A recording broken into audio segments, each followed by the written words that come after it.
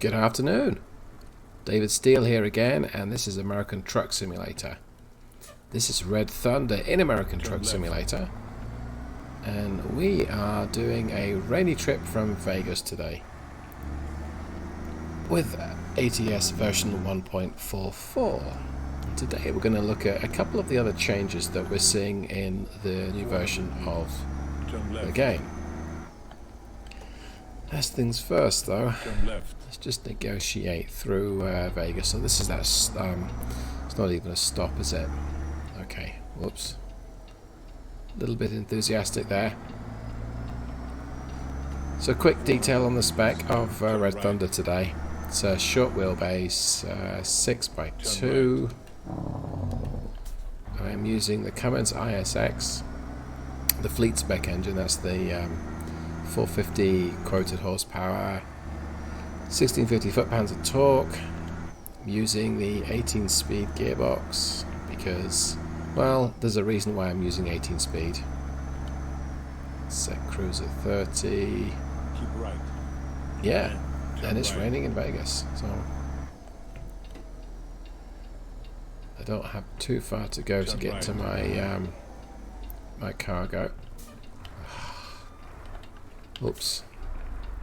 So, what have I got to show everyone today with the new version of ATS? Well, the first thing is I'm using the sequential transmission mode, and I've ticked the option called Smart Shift.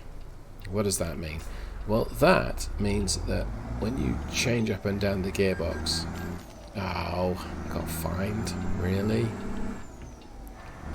The truck doesn't just tap up or tap down one ratio. Now right now it's just changing up through each gear. So I might go from 12th to 14th. I'm double tap there. What it's supposed to do is anticipate what I might mean in terms of what gear I'll change to, and block shift. So it might go from, say, 13th to 15th. It doesn't do it so much on the way up. It was like on the way down. So the old system, I'd tap down once, then we'd go down to 15. But if I do now, I go down to 8. What do you know? Now, one issue I found is when I'm stationary and I tap down once, it puts me into neutral. That is not so good. So perhaps I've got to... No. If I try and move off, it tries to move me off in 8th gear. Yeah, see, it just changed up through one gear then. Try lifting off completely. Nope, didn't work either.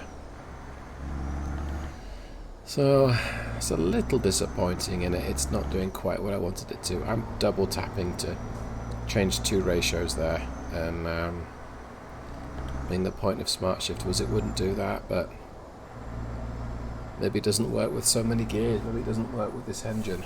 I'm not sure. Works on the way down though.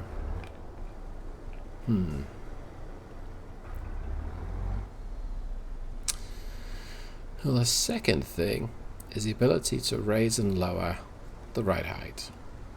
So right now I'm at the normal height. I'm not so sure I really want to try right here in traffic, but let's say I need to lower the truck because it doesn't fit under a cargo. I can do so. So I'm going to lower the back. Oh, the light turned.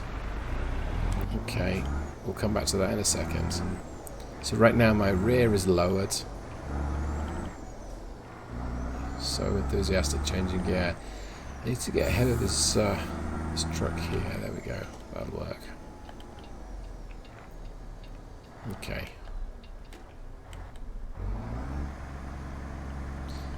Yeah, I'm not having as much fun with smart sequential shifting as I had hoped. Bear in mind my rear axles are still dragging on the floor. Turn right. Works good on the way down though, to be fair. I think it's usable. Okay. Keep left. Then turn left. Turn left.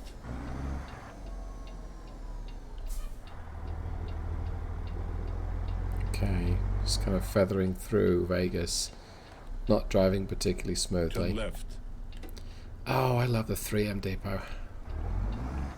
Depot. I can make it before this blue car. I was turning off anyway. Arrived. Hasta la vista, baby.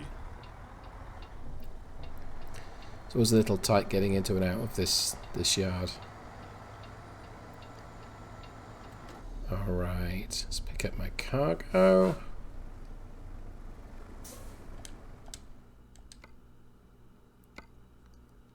It's the little trailer. The Terminator. Let's drive. Where is it? Must be around the corner then. There we go. There it is. Okay.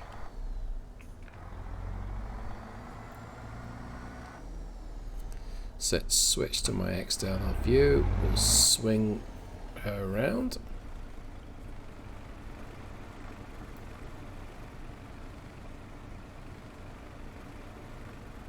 And I'm going to stop here.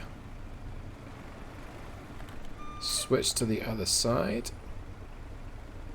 Okay, and let's look at the ride height. So, let's lower the rear again. And let's lower the front. Now, this is very low. Too low. I can reset the ride height with this key here. That kind of worked. Or I can raise the height completely. So, that's the rear fully high. That's the front fully high. That could be useful for off-roading. Now, if you want to look cool, you'd lower it all the way, I suppose. Crank up your stereo and wind your windows down, right? Yeah, I'm not so sure that that will work. It does look nice and low. Let's try something. Yeah, it looks kind of high, as it should.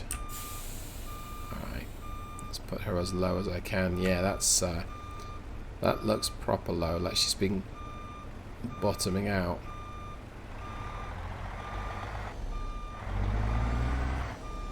The idea is that you fit it below the trailer.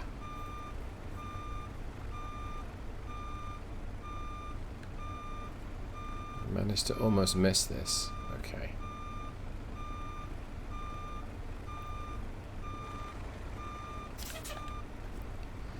Let's connect up. So there's a big gap between the fifth wheel and the trailer, so let's hit reset.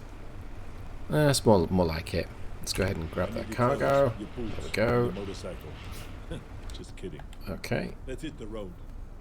So it selected fourth gear when I shifted up there, as opposed to first. Yeah, it's still single shifting though. Not so sure whether it's going to be worth it. So if I downshift when I'm stationary, it's going to go into neutral, and that will get old pretty quickly when I try and move off at the stoplight, or indeed anywhere where I need to move off. I guess the trick is to downshift while still moving, and that's not too bad a deal. Right.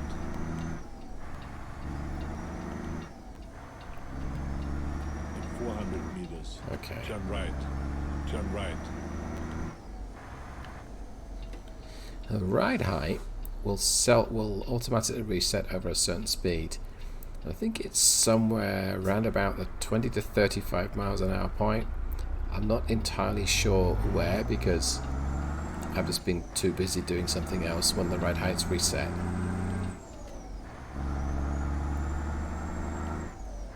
I don't think I was changing gear. Turn left. Then turn left. Oh, I'm Turn fluffing my left. gear changes again. It's not as predictable when using the smart shift option. Not yet, anyway. I'll get used to it. I'm sure.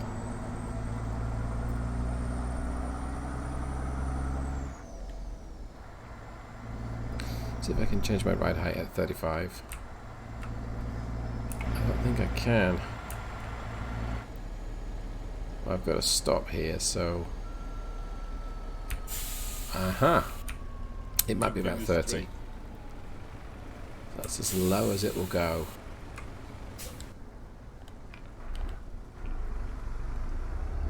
Let's see how bumpy it feels.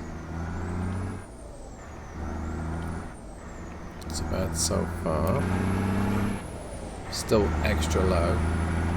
Coming up on 30 miles an hour now. There we go. So at 30 it pops back up to normal height. There we go. Well, I've learnt something. Let's merge here. Yep, thank you, sir. Kind of forced my way into that line there.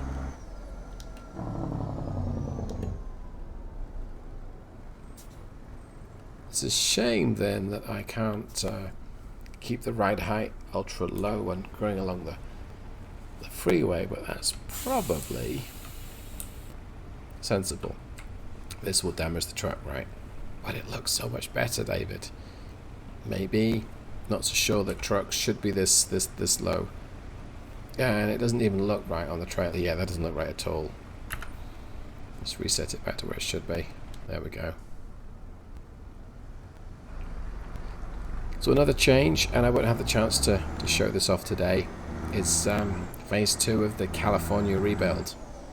And so a large section of road, Sacramento to Redding, the sort of northern part of California, has changed and it's unexplored. So I've gone from 100% of the map explored to about 95. So if you've been keeping on top of exploring the map, you've got about 5% to go back and take a look at. I am probably messing this up.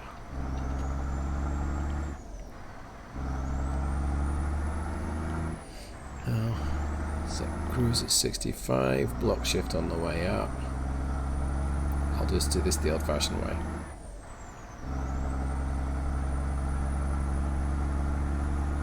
Okay, quick sip of tea.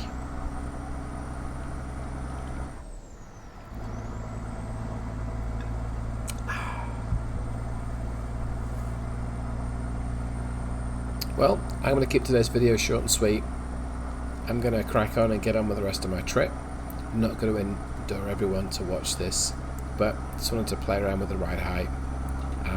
The next time I go logging, I will go ahead and pick up the cargo and raise the ride height, and hopefully I'll be recording. So, if you like what you've seen, click like.